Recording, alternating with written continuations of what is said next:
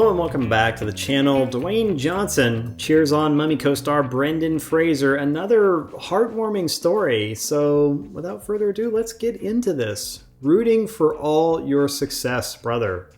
The minutes-long ovation for The Whale at the Venice Film Festival delighted Fraser's Mummy Returns co-star. Brendan Fraser fans around the world were delighted to learn on Sunday that the actor had received a lengthy standing ovation at the Venice Film Festival for his performance in director Darren Aronofsky's The Whale. Among those pleased admirers was Dwayne "The Rock" Johnson, who made his debut movie appearance in 2001's Fraser starring The Mummy Returns. Now, man, this makes me so happy to see this beautiful ovation for Brendan, Johnson wrote on Sunday, retweeting footage of Fraser surrounded by the clapping Venice audience. Quote, "He supported me coming into this Mummy Returns franchise for my first ever role, which kicked off my Hollywood career. Rooting for all your success, brother, and congrats to my bud, Darren Aronofsky." And yeah, this is great. I mean, it's great to see Brendan Fraser in, I'm excited to see his second act. Let's put it that way. Many of you know that Brendan Fraser was basically a persona non grata in Hollywood because he told about something that happened to him. And it was basically along the lines of, the hashtag me also stuff.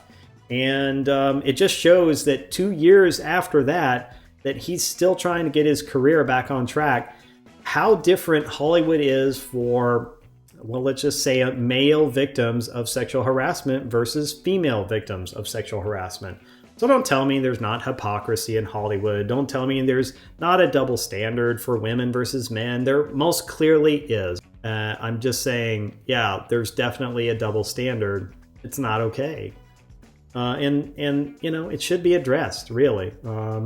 It should. And it doesn't mean that it's okay to harass anyone, in my opinion. Just don't hurt other people.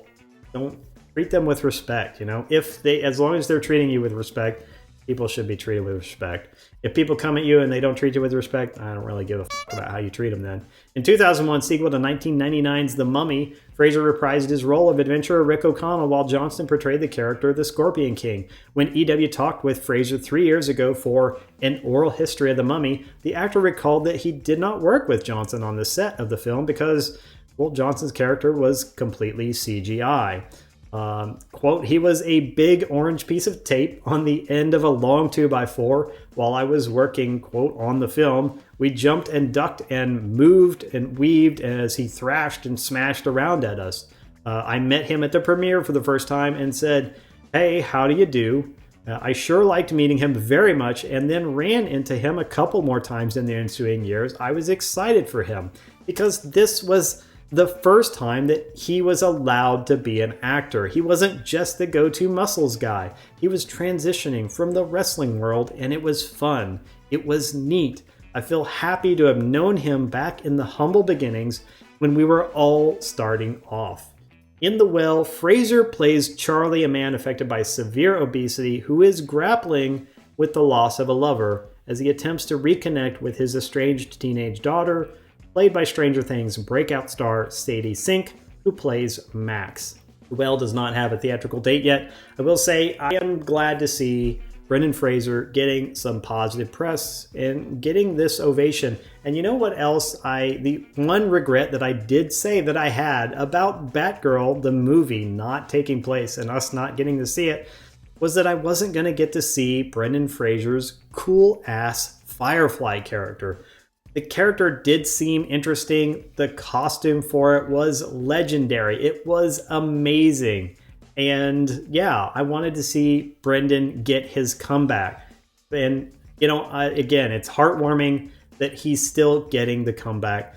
So I really appreciate that is happening for him. He seems like a really decent guy. He definitely got railroaded by Hollywood, by a lot of people who allowed things to happen. There were people other than Harvey that probably should have suffered as a result of that stuff that went on because they knew about it. They were complicit about it, and they let it happen, and they let it continue to happen. And when someone called it out, when someone was first to call it out, even though he was a man, he got completely hammered for it. And as we know, he shouldn't have because of the patriarchy, right? He should have gotten his free pass, his free patriarchy pass. But apparently he didn't. Apparently life is not just a free pass for all men out there. As it turns out, life can be tough for men too. Who knew? Who knew? Well, those who live in reality know.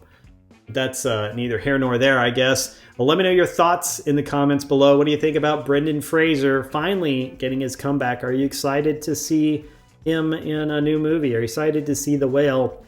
It sounds interesting. I'm not usually into dramas like this.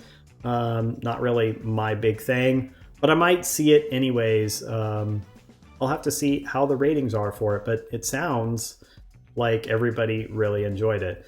Let me know your thoughts in the comments below. In the meantime, if you want to continue to smash the narrative, smash that like, subscribe, and share buttons, and I will see you in the next video. Have a great day.